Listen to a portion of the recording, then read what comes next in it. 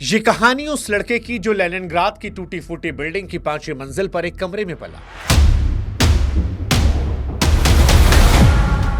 जिसके पास ना अच्छा खाना था, ना पहनने को अच्छा कपड़ा, ना अपने लिए अलग वॉशरूम और ना कोई खास सुविधाएं। कभी दिन भर चूहों के पीछे दौड़ने वाला दुबला पतला एक बच्चा आगे चलकर दुनिया के सबसे ताकतवर इंसानों में गिना जाने लगा। ये कहानी मौजूदा दौर में विश्व के सबसे ताकतवर नेताओं में से एक व्लादिमीर पुतिन की है।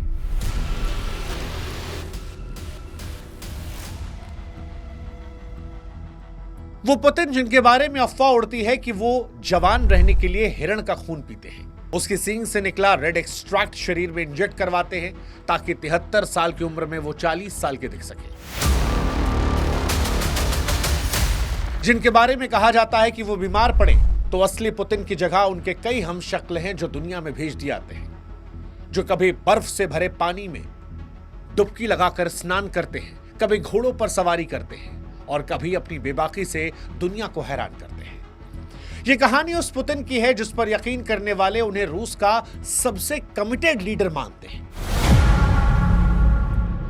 जिसने रूस का फिर से उद्धार कर दिया। तो उनके नफरत करने वाले आज के दौर में उन्हें हिटलर से तुलना करते डिक्टेटर कहते हैं, The Russian dictator. Hostile dictator. लेकिन सवाल यह है कि असली पुतिन कौन है? कैसे एक मामूली दुबला पतला केजीएफ जासूस आज क्रेमलिन की सबसे ऊंची कुर्सी तक पहुंच गया, दुनिया का सबसे ताकतवर नेता बन गया? पुतिन का परिवार उनके साथ क्यों नजर नहीं आता? पुतिन की जिंदगी इतनी सीक्रेट क्यों है? उनके बच्चों के चेहरे तक साफ साफ क्यों नहीं दिखते? कैसे रूस में उनके बड़े बड़े दुश्मन या तो आज जेल में हैं या फिर देश को छोड़ चुके और या फिर जिंदा ही नहीं बचे? आज कहानी व्लादिमीर पुतिन की। इससे पहले कि हम पुतिन की कहानी शुरू करें, हम आपको बता दें कि इस वीडियो में हम आपको दिखाने वाले हैं कि पुतिन कौन है, कैसे ताकतवर बने, उनको लेकर कौन कौन सी अफवाहें हैं, कैसे उनके दुश्मन टिक नहीं पाते। हम आपको दिखाने वाले हैं कैसे पुतिन की शुरुआत एक ऐसे कमरे में हुई थी जहां भूख, मौत और चूहे थे। हम आपको दिखाने वाले हैं कैसे फिल्म से पैदा हुआ उनका सपना कि मैं जासूस बनूंगा, कैसे जासूस बनने के बाद सिस्टम की कमजोरी ने कभी पुतिन को परेशान कर दिया था। इस वीडियो में आप देखेंगे कैसे केजीबी से रिटायर होकर पुतिन पॉलिटिक्स के मैदान में आए, कैसे एक शराबी राष्ट्रपति के साथ उस दौर में बेहद शांत रहने वाले पुतिन ने जासूसी की शुरुआत की, फिर कैसे गरीबी से रूस को निकाला, कैसे ताकत बढ़ाई, कैसे संविधान से खेल खेला और कभी कुर्सी ना छूटने वाली स्क्रिप्ट लिख दी। पुतिन के दुश्मनों की कहानी भी हम आपको सुनाएंगे कि जिन्हें जेल, जहर या प्लेन क्रैश में उड़ा दिया गया। उनके परिवार के बारे में बात करेंगे जो दुनिया की नजर से गायब हो गए हैं, और आखिर में यह समझेंगे कि पुतिन कौन है, हीरो, विलेन या सिस्टम की पैदावार। लेकिन इस सारी कहानी को शुरू करें उससे पहले आप दर्शकों का शुक्रिया। हमारे व्हाट्सएप चैनल से लगभग 3.5 लाख लोग जुड़ चुके हैं, ज्यादा ही जुड़े हैं इससे। आप में से जो लोग नहीं जुड़े हैं वो भी जुड़िएगा ताकि हमारे आपका रिश्ता मजबूत हो और ये कहानियां हम आप तक और पहुंचा सकें। अब शुरू से पुतिन की कहानी शुरू करते हैं। सेकेंड वर्ल्ड वॉर के बाद दुनिया को यह लगा था कि इंसानियत ने सबक सीख लिया है। करोड़ों लाशें, बर्बाद शहरों और टूटे परिवारों के बाद यह भरोसा पैदा हुआ कि युद्ध जो है वो किसी भी समस्या का समाधान नहीं है, बल्कि अपने आप में युद्ध एक बहुत बड़ी समस्या है। इसके बाद दुनिया के तमाम देश बैठे और फिर यूनाइटेड नेशन जैसी संस्था बनाई ताकि कोई भी देश इतनी आसानी से किसी दूसरे देश पर चढ़ाई ना कर सके। लेकिन 21वीं सदी ने दिखा दिया कि इंसानों की याददाश्त बहुत छोटी होती है।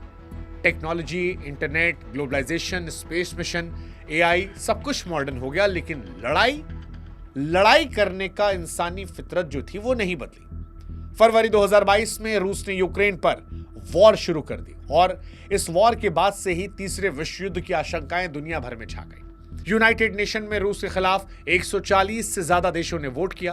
अमेरिका, यूरोप ने सैंक्शंस लगाए, नेटो ने धमकियां दी, लेकिन पुतिन पीछे नहीं हटे। वो हमेशा मुस्कुराकर कहते रहे कि हम जो कर रहे हैं सुरक्षा के लिए कर रहे हैं। यूक्रेन के शहर आज भी जल रहे हैं, आज भी लोग शेल्टर होम में हैं, बॉर्डर पार कर रहे हैं और लाखों लोग परेशान बैठे हैं। लेकिन पुतिन क्रेमलिन की लंबी मेज पर बैठे जनरलों के साथ अपना अलग प्लान बना रहे हैं। अब दुनिया आज पुतिन को दो हिस्सों में देखती है। एक खबर कहता है कि पुतिन ही थे जिन्होंने सोवियत यूनियन के टूटने के बाद जो रूस बिखरा था उसे फिर से खड़ा किया। उन्होंने रूस की इकोनॉमी को मजबूत किया, उनकी सेना को मजबूत किया, रूस के लोगों को सशक्त किया। और दूसरे हैं जो ये कहते हैं कि ये पुतिन हैं जिन्होंने चेचन्या, जॉर्जिया, क्रीमिया, सीरिया से लेकर यूक्रेन तक जहां जहां मौका मिला वहां वहां युद्ध की शुरुआत कर दी। आरोप लगता है कि विपक्ष को कुचला और रूस को आज एक डिक्टेटरशिप की तरह बना दिया जहां पर अनंत काल तक वही राष्ट्रपति रहने वाले हैं। अब जो भी हो, इतना तय है कि अगर आज दुनिया में कोई एक इंसान जिसकी मर्जी से न्यूक्लियर मिसाइल लॉन्च हो सकती है तो उन नामों में सबसे ऊपर नाम व्लादिमीर पुतिन का आता है। और इसीलिए पुतिन को शुरू से समझना जरूरी है कि पुतिन कहां से यहां तक पहुंचे। तो पुतिन का जन्म जो है वो 7 अक्टूबर साल 1952 को सोवियत यूनियन के लेनिनग्राद शहर में हुआ था। इस शहर को आज हम सेंट पीटर्सबर्ग के नाम से जानते हैं। यही वो शहर है जिसे वर्ल्ड वॉर 2 के दौरान जर्मन सेना ने करीब 872 दिन तक घेर के रखा था। शहर पर इतनी भयानक बमबारी हुई, इतना जबरदस्त घिराव हुआ कि लाखों लोग बीमारी से मर गए। पुतिन के पिता व्लादिमीर सोवियत नेवी में थे और बाद में युद्ध के दौरान उन्होंने जमीन पर लड़ने वाली यूनिट में भी काम किया जहां वो बुरी तरह घायल हो गए। उनकी मां मारिया की बात करें तो वो फैक्ट्री में काम करती थी। दादा सोवियत लीडर व्लादिमीर लेनिन और जोसेफ स्टालिन के लिए शेफ के तौर पर काम कर चुके थे। यानी घर गरीब था लेकिन सिस्टम से जुड़ा हुआ घर था। पुतिन के पैदा होने से पहले ही परिवार ने अपने 2 बेटे खो दिए। बड़े भाई अल्बर्ट बचपन में ही गुजर गए और दूसरे भाई विक्टर का 1942 में भूख और बीमारी के चलते निधन हो जाता है। जब लेनिनग्राद जर्मन घेराबंदी को झेल रहा था तब पुतिन इतने छोटे थे कि उन्हें यह पता ही नहीं चला कि उनके भाई को दफनाया कहां गया। एक तरह से कहें तो पुतिन अपने माता पिता की आखिरी उम्मीद थे। यही वजह है कि उनके माता पिता ने पुतिन को जैसे तैसे बचाकर बड़ा किया, भले ही खुद कितनी भी मुश्किलों से गुजरना पड़ा। जंग के हालात के बाद लेनिनग्राद का हाल इतना बुरा था कि ज्यादातर लोग कम्युनल अपार्टमेंट में रहते थे, यानी एक फ्लैट में कई परिवार जिनका अपना छोटा सा कमरा, लेकिन किचन और बाथरूम सबके लिए कॉमन। पुतिन का परिवार भी 5वीं मंजिल पर एक कमरे में रहता था। जब नीचे से ऊपर तक सीढ़ियां चढ़ो और हर मंजिल पर किसी और की रसोई गंध आए, किसी और का झगड़ा सुनाई पड़े, किसी बच्चे के रोने की आवाज, तब समझ में आता था कि कम्युनल अपार्टमेंट में जिंदगी कैसी होती है। बाद में पुतिन ने कहा भी कि मैं एक आम परिवार से आता हूं, बहुत लंबा समय मैंने इसी तरीके से गुजारा है। उन दिनों लेनिनग्राद का इलाका गरीबी, गुंडों, चोरी और झगड़ों से भरा था। पुतिन अक्सर बताते हैं कि बचपन में उनका आधा दिन घर के बाहर दीवारों पर चढ़ने और दोस्तों के साथ भागदौड़ करने और सबसे ज्यादा तो चूहा भगाने में निकलता था। एक बार उन्होंने कहा कि जब वो एक मोटे और खतरनाक से चूहे को पकड़ने के लिए उसे घेरने लगे तो अचानक से वो चूहा उनकी तरफ झपट्टा मार दिया। उस दिन पुतिन कहते हैं कि पहली बार मुझे समझ में आया कि कोई भी प्राणी चाहे कितना कमजोर लगे, अगर आप उसे कोने में घेरोगे तो वो पलटकर वार करेगा। बहुत से लोग कहते हैं कि आज भी पुतिन इस रैट स्टोरी को याद रखते हैं, खासकर जब वो नेटो और पश्चिमी देशों के बारे में बात करते हैं। खैर, ये तो शुरुआत थी। पुतिन फिर स्कूल गए। स्कूल में पुतिन टॉपर टाइप बच्चे नहीं थे, हालांकि उनमें ऊर्जा बहुत थी। उनकी एक टीचर वेरा गुरेविच की माने तो पुतिन क्लास में शांत नहीं थे, लेकिन एक अजीब सा फोकस था। किताबें पढ़ना पसंद था, खासकर कार्ल मार्क्स, लेनिन जैसे विचारधारा या जासूसी थ्रिलर टाइप कहानियां। खाली समय में वो सिनेमा हॉल में फिल्म देखने चले जाते और वहीं से उनकी जिंदगी की दशा और दिशा बदल जाती है। करीब 12 साल की उम्र में पुतिन ने सोवियत रेड आर्मी के स्पोर्ट्स क्लब में सैम्बो और जूडो सीखना शुरू किया। उनकी मां को यह बात बिल्कुल अच्छी नहीं लगी। उनकी मां को यह लगता था कि ये लड़का दिन भर मारपीट में लगा रहेगा तो फिर पढ़ाई क्या करेगा, लेकिन पुतिन जिद्दी थी। उन्होंने ट्रेनिंग जारी रखी और थोड़े समय में जूडो में अच्छी लेवल की परफॉर्मेंस देने लगे। जूडो सिर्फ फाइटिंग नहीं है, ये एक माइंडसेट है, सामने वाले की ताकत और उसके ही खिलाफ इस्तेमाल करना, टाइमिंग से खेलना, ग्रिप जमाना, और अगर गिरना पड़े तो ऐसे गिरना कि चोट कम लगे और आप तुरंत उठकर दोबारा लड़ सको। यही चीज आगे चलकर अगर आप गौर करेंगे तो पुतिन की सियासत में भी दिखाई पड़ती है। जब भी वो किसी मौके को अपनी पोजीशन मजबूत करने के लिए इस्तेमाल करते हैं। फिर एक फिल्म आती है और वहां से जासूस बनने की तमन्ना होती है। टीनेज में ही पुतिन की जिंदगी में एक फिल्म आई, एक स्पाई मूवी, जिसमें दिखाया गया कि कैसे केजीएफ के जासूस देश के लिए सीक्रेट मिशन करते हैं। दुश्मन की प्लानिंग को पकड़ते हैं और पर्दे के पीछे रहकर सब कुछ कंट्रोल करते हैं। कहा जाता है कि पुतिन इस फिल्म से इतने प्रभावित हुए कि तय किया कि मुझे भी यही करना है, केजीबी में जाना है, जासूस बनना है। कक्षा 9 में ही वो सीधे केजीबी के दफ्तर पहुंचे और कहा, मैं जासूस बनना चाहता हूं, मुझे क्या करना होगा। वहां बैठे अफसर ने मुस्कुराकर कहा, कितनी जल्दी, पहले लॉ की पढ़ाई तो कर लो, फिर देखेंगे। पुतिन के लिए कोई सामान्य जवाब नहीं था, बल्कि एक सीधी गाइडलाइन थी। पुतिन ने इसको दिल से लगाया। साल 1970 में लेनिनग्राद स्टेट यूनिवर्सिटी के लॉ डिपार्टमेंट में एडमिशन लिया। यहीं से बाकायदा योजना बनाकर रास्ता तय किया। पहले कानून की पढ़ाई की, फिर केजीबी और फिर जो भी किस्मत करवाती गई। साल 1975 में ग्रेजुएशन के बाद 23 साल के व्लादिमीर पुतिन को आखिरकार वही हासिल हुआ जिसका वो बचपन से सपना देख रहे थे, केजीबी में जाओ।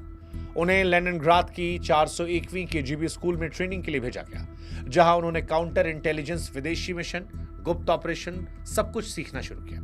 शुरुआती साल उन्होंने अपने शहर लेनिनग्राद में बिताए, जहां उनका काम विदेशी डिप्लोमेट और काउंसलर ऑफिसर्स पर नजर रखना और इससे जुड़ी इंटेलिजेंस को इकट्ठा करना था। साल 1985 में पुतिन के करियर में बड़ा मोड़ आया। उन्हें ईस्ट जर्मनी के शहर ड्रेसडेन में पोस्टिंग मिली। आधिकारिक तौर पर उनका रोल जर्मन ट्रांसलेटर जैसा बताया गया, लेकिन असल काम था केजीबी और ईस्ट जर्मन सीक्रेट पुलिस स्टासी के साथ मिलकर ऐसे लोगों पर नजर रखना जो सोवियत यूनियन के खिलाफ काम कर सकते थे। ये वो दौर था जब जर्मनी दो हिस्सों में बटा हुआ था, ईस्ट जर्मनी सोवियत ब्लॉक के साथ और वेस्ट जर्मनी अमेरिका यूरोप के इन्फ्लुएंस में। ईस्ट के बहुत से लोग आजादी और बेहतर लाइफ के लिए वेस्ट की तरफ भागना चाहते थे, इसीलिए बर्लिन वॉल जैसी दीवार तक खड़ी कर दी गई थी। ड्रेसडेन में बैठा पुतिन नेटो की प्लानिंग कर रहा था।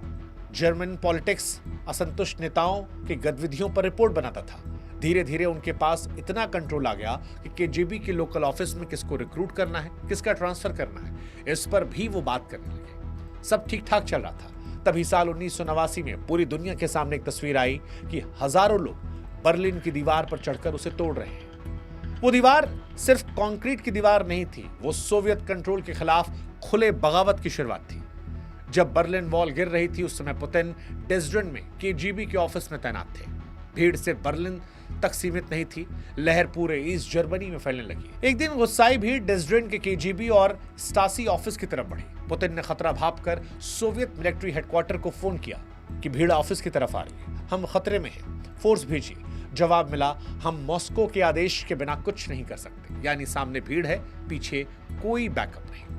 इस वक्त पुतिन के पास दो ऑप्शन था, पहला भाग जाओ, दूसरा डटे रहो। उन्होंने दूसरा चुना। वो अकेले बाहर निकले, भीड़ के सामने खड़े हुए और जोर से बोले, यहां सोवियत सैनिक हैं, हथियार है, अगर कोई अंदर घुसने की कोशिश करेगा तो फायरिंग होगी। उनके चेहरे का कॉन्फिडेंस देखकर भीड़ रुक गई।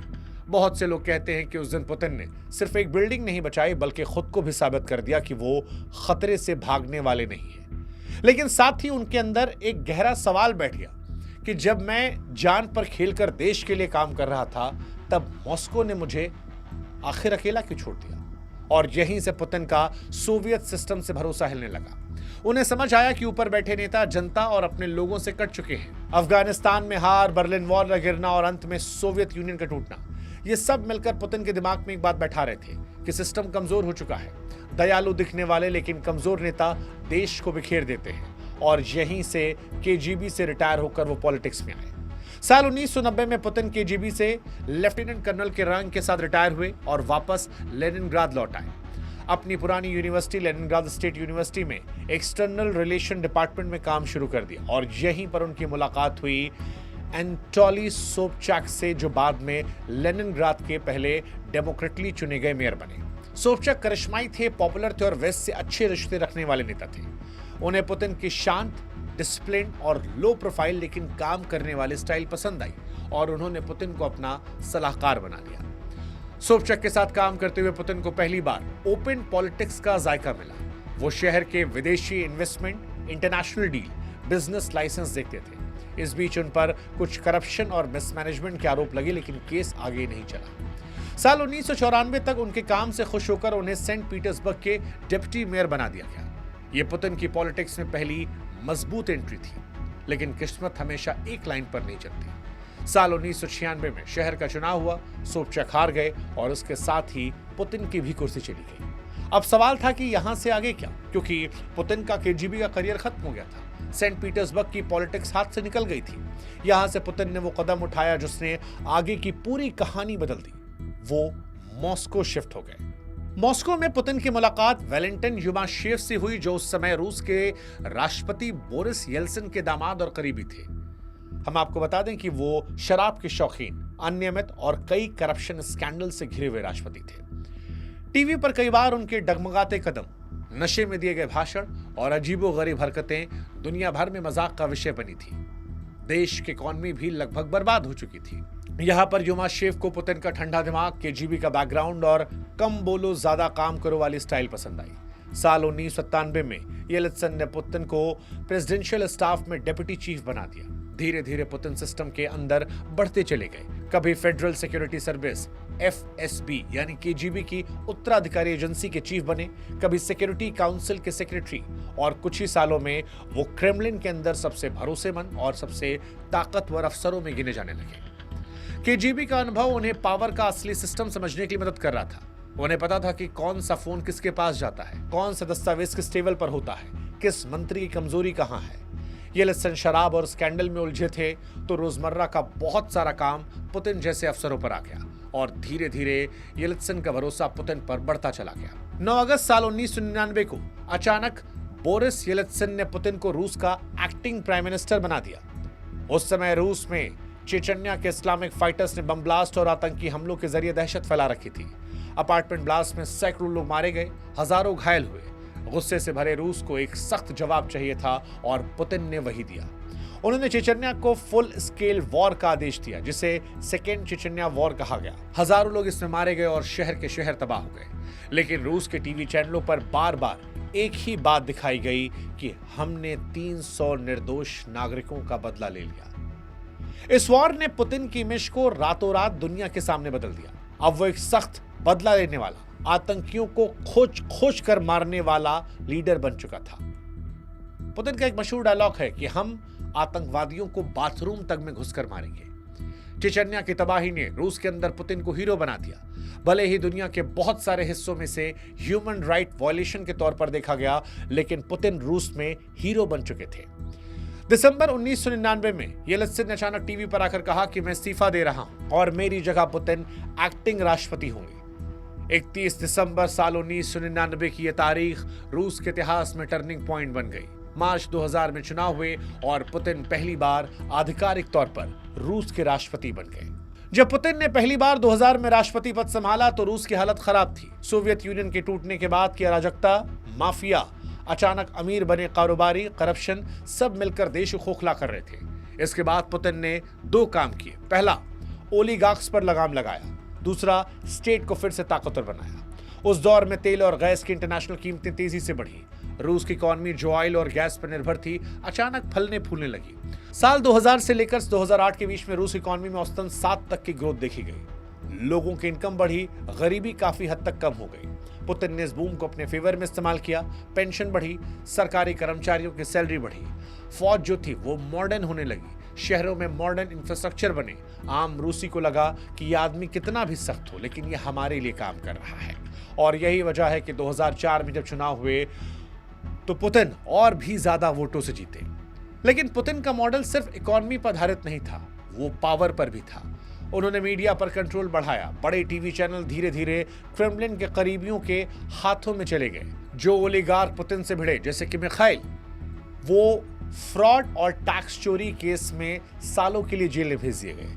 उनकी कंपनियां तोड़कर सरकारी कंपनियों को दे दी गई। कुल मिलाकर मैसेज साफ था, पैसा जितना मर्जी उतना कमाओ, लेकिन अब पुतिन के खिलाफ सियासत पे मत जाओ। इसके बाद पुतिन ने संविधान से भी खेल खेला और ऐसी स्क्रिप्ट लिखी जिसमें कुर्सी कभी नहीं छूटने वाली थी। रूस के संविधान के मुताबिक कोई भी व्यक्ति लगातार 2 बार से ज्यादा कार्यकाल तक राष्ट्रपति नहीं रह सकता।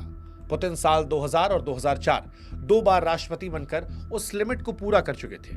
अब 2008 आ रहा था। लोगों को लगा कि अब तो जाना पड़ेगा, लेकिन पुतिन ने केजीबी स्टाइल का एक मास्टर स्ट्रोक खेला। उन्होंने खुद चुनाव नहीं लड़ा, अपने करीबी दिमित्री मेदवेदेव को राष्ट्रपति पद का उम्मीदवार बना दिया और खुद प्राइम मिनिस्टर बन गए। अब बाहर से देखिए तो सब कुछ नियमों के मुताबिक। राष्ट्रपति दिमित्री, प्रधानमंत्री पुतिन, लेकिन असली पावर किसके पास थी, ये रूस में रहने वाला बच्चा बच्चा समझता था। इसी बीच साल 2012 में एक और बड़ा काम किया। संविधान ने बदलाव करके राष्ट्रपति का कार्यकाल 4 साल से बढ़ाकर 6 साल करवा दिया गया। 2012 में एक बार फिर पुतिन राष्ट्रपति बने और इस बार 6 साल के लिए। 2018 में चौथी बार चुनाव जीता और 2020 में फिर एक महत्वपूर्ण कदम उठाया, जिससे संविधान में ऐसे बदलाव करवाए गए कि पिछले कार्यकाल रीसेट हो गए, यानी अब वो 2036 तक के लिए राष्ट्रपति चुनाव लड़ सकते हैं। 2024 का चुनाव इन्होंने जीता था, लेकिन उस दौर में भी पश्चिमी देशों और इंडिपेंडेंट ऑब्जर्वर्स ने इस चुनाव को फ्री फेयर मानने से इनकार कर दिया था और पुतिन पर धांधली के आरोप लगाए थे। लेकिन रूस के अंदर सिस्टम ऐसा है कि रिजल्ट वही रहता है जो क्रेमलिन चाहता है। अब सवाल है कि पुतिन के जब इतने दुश्मन हैं तो दुश्मनों का क्या होता है। तो रूस में पुतिन के खिलाफ बोलना कितना खतरनाक हो सकता है, ये कई उदाहरणों से दिखता है। मशहूर जर्नलिस्ट एना, जिन्होंने चेचन्या में रूसी सेना द्वारा किए जा रहे ह्यूमन राइट वायलेशन पर रिपोर्टिंग की, 7 अक्टूबर 2006 यानी पुतिन के जन्मदिन के दिन अपने अपार्टमेंट के बाहर उनकी लाश मिली, गोली मारकर हत्या की गई थी। कई लोग इसे साफ मैसेज मानते हैं कि जो ज्यादा सवाल पूछेगा उसका यही हाल होगा। इसी तरह कई विपक्षी नेता और व्यवसायी, कोई लंदन में जहर से मरा, कोई अचानक बीमार पड़ गया, कोई जहर के शक के साथ यूरोप भागा, कई जेल में बंद हैं। आलोचक कहते हैं कि रूस में सिस्टम ऐसा बना दिया गया है कि खुलेआम पुतिन के खिलाफ खड़ा होना लगभग खुदकुशी के बराबर है। 2023 में वैगनर ग्रुप के चीफ येवगेनी ने खुलेआम रूस के मिलिट्री लीडर्स पर हमला बोला, मॉस्को की तरफ कूच कर दिया। इसे इम्यूनिटी कहा गया था। कुछ घंटों तक ऐसा लगा कि पुतिन का सबसे बड़ा मिलिट्री पार्टनर उनके खिलाफ हो गया है। बाद में समझौता हुआ, वो पीछे हट गए। कुछ हफ्ते शांत माहौल रहा और फिर एक खबर आई कि प्रिगोजिन का प्राइवेट जेट क्रैश हो गया, सबकी मौत हो गई। दुनिया भर में एक ही सवाल गूंजा कि क्या यह हादसा था या मैसेज। क्रेमलिन ने साफ तौर पर कोई जिम्मेदारी नहीं ली, लेकिन लोगों की सोच पर कोई कंट्रोल नहीं था और लोग वही सोच रहे थे जो इस वक्त आप अपने जहन में सोच रहे हैं। सवाल है पुतिन के परिवार का, क्योंकि ये वो हिस्सा है जो पुतिन की कहानी को सबसे रहस्यमय बनाता है, उनका परिवार। 1980 के दशक में केजीबी में काम करते समय पुतिन की मुलाकात एक एयर होस्टेस ल्यूडमिला से हुई थी। दोनों की शादी साल 1983 में हुई। 1985 में बड़ी बेटी मारिया और 1986 में उनकी छोटी बेटी कैटरीना हुई। पुतिन जर्मनी में पोस्टिंग पर थे तो परिवार वहीं साथ था। दोनों बेटियां बाद में रूस लौटी, लेकिन पुतिन ने जानबूझकर उनकी पहचान, पढ़ाई, शादी सबको पब्लिक से दूर रखा। उन्होंने खुद इंटरव्यू में बस इतना कहा कि मेरी दोनों बेटियों की पढ़ाई रूस में हुई है, वो मॉस्को में रहती हैं और आम जिंदगी जीती हैं। कुछ रिपोर्ट्स बताती हैं कि मारिया ने मेडिसिन की पढ़ाई की और मेडिकल रिसर्च व बिजनेस जुड़ी है, जबकि Katrina rock and roll dancer रह चुकी हैं और बाद में यूनिवर्सिटी व बिजनेस सर्कल्स जुड़ी। लेकिन ये अधिकतर मीडिया की खोज है। पुतिन ने कभी भी औपचारिक रूप से पब्लिक नहीं किया। वजह वही कि जितना कम दिखो उतना कम टारगेट बनोगे। पति पत्नी के रिश्ते की बात की जाए तो पुतिन और ल्यूडमिला के बीच दूरी बढ़ती गई। पुतिन की ऑफिशियल बायोग्राफी पर काम करने वाली नताल्या ने यह बताया था कि ल्यूडमिला को लगता था कि पुतिन उनसे प्यार नहीं करते, उनके पास परिवार के लिए समय नहीं है। पहले कार्यकाल में वो विदेश दौरों पर साथ दिखती थीं, लेकिन फिर धीरे धीरे वो गायब हो गईं और 2013 में दोनों ने सार्वजनिक तौर पर अलग होने की घोषणा की। 2014 में तलाक की पुष्टि भी हो गई। इसके बाद से पुतिन की जिंदगी और रहस्यमय हो गई। एक तरफ अफवाहें कि ओलंपिक जिम्नास्ट एलिना के साथ रिश्ते, सीक्रेट बच्चे खबरें, पेरिस में पढ़ती उनकी नाजायज बेटी की कहानियां। कई रिपोर्ट में कहा गया कि पुतिन के और भी बच्चे हैं, लेकिन क्रेमलिन ने कभी कंफर्म नहीं किया। कुल मिलाकर दुनिया का सबसे ताकतवर आदमी अपनी निजी जिंदगी को लगभग दुनिया से गायब रखता है। ना पत्नी का पब्लिक रोल, ना बच्चों की साफ तस्वीरें और ना पारिवारिक चेहरा। इसीलिए जब आज पुतिन किसी विदेशी दौरे पर आते हैं, जैसे भारत की यात्रा, तो उनके साथ दर्जनों मंत्री, जनरल, बिजनेसमैन होते हैं, लेकिन परिवार का कोई सदस्य नहीं दिखता। ये भी एक तरह का मैसेज है कि मैं अकेला हूं, सिस्टम ही मेरा परिवार है। हालांकि पुतिन को लेकर अफवाहें भी बहुत ज्यादा हैं, और ये वो अफवाहें हैं जिनमें लोगों की उत्सुकता बहुत ज्यादा है। इतनी बातें पुतिन के बारे में क्यों उड़ती, ये भी अपने आप में एक खास कहानी है।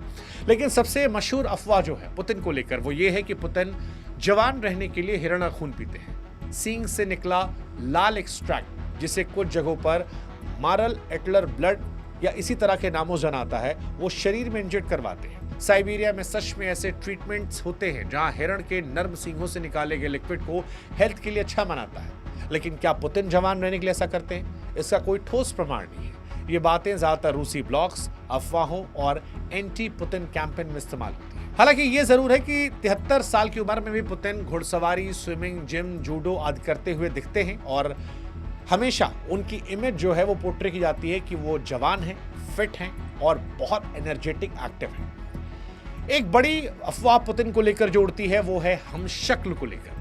सोशल मीडिया और कई रिपोर्ट्स में अक्सर ये दावा होता है कि सिक्योरिटी रिस्क या फिर बीमारी को छिपाने के लिए पुतिन अलग अलग मौकों पर अपना हमशक्ल भेजते हैं, खासकर सार्वजनिक इवेंट्स में या ऐसे इलाकों में जहां पर सिक्योरिटी रिस्क ज्यादा होता है। कुछ लोग फोटो और वीडियो की तुलना करके बताते हैं कि असली पुतिन नहीं है, कोई और है। क्रेमलिन ने हमेशा इन आरोपों को हंसी में टाला या खारिज किया है, लेकिन जितनी ज्यादा सीक्रेसी उतनी ज्यादा अफवाहें, ये दुनिया का पुराना नियम है। असल बात यह है कि पुतिन ने अपनी पर्सनल स्टोरी, हेल्थ, फैमिली सबको इतना सीक्रेट रखा है कि खाली जगह अफवाहों से भर गई। एक डेमोक्रेटिक कंट्री के लीडर के बारे में आमतौर पर आप उसकी पत्नी, बच्चे, हॉबीज, बीमारी तक के बारे में खुलकर पढ़ सकते हैं, लेकिन पुतिन के केस में यह सब एक धुंधली परत के पीछे छिपा है। इसी से उनकी मिस्टीरियस इमेज और बढ़ती है। सपोर्टर कहते हैं कि वो खुद को प्राइवेट रखते हैं, विरोधी कहते हैं वो छिपा रहे हैं। अब परिवार से कहानी पुतिन की विदेश नीति की कर लेते हैं। पुतिन की कहानी अगर सिर्फ घरेलू पावर तक सीमित होती तो शायद इतने कंट्रोवर्शियल नहीं होते, लेकिन उनका असली खेल विदेश नीति और वॉर जुड़ा है। पुतिन ने कहां वॉर की। चेचन्या में सख्त एक्शन लिया, मिलिट्री एक्शन, जहां हजारों को मारा गया। 2008 में पुतिन ने जॉर्जिया पर हमला किया और उसे कुछ इलाकों पर कब्जा कर लिया। साल 2014 में पुतिन ने यूक्रेन के क्रीमिया को अपने कब्जे में ले लिया था। 2015 में सीरिया में असद सरकार के लिए रूस की मिलिट्री मदद की थी और 2022 में तो यूक्रेन पर फुल स्केल वॉर कर दी थी। ये सब पुतिन के उस माइंडसेट को दिखाते हैं जिसमें वो रूस को एक बार फिर से महाशक्ति के तौर पर दिखाना चाहते हैं और पश्चिमी देशों के बढ़ते इन्फ्लुएंस को सीधा खतरा मानते हैं। वो कई बार सार्वजनिक भाषणों में कह चुके हैं कि सोवियत यूनियन के टूटने को वो 20वीं सदी की सबसे बड़ी जियोपॉलिटिकल त्रासदी मानते हैं। उनका यह मानना है कि नेटो धीरे धीरे रूस को घेर रहा है, पहले पोलैंड, फिर बाल्टिक देश और अब यूक्रेन। उनकी नजर में अगर रूस सख्ती नहीं दिखाई तो एक दिन नेटो उसकी सीमा पर खड़ा होगा। यही सोच उनके हर बड़े सैन्य फैसले के पीछे दिखाई पड़ती है।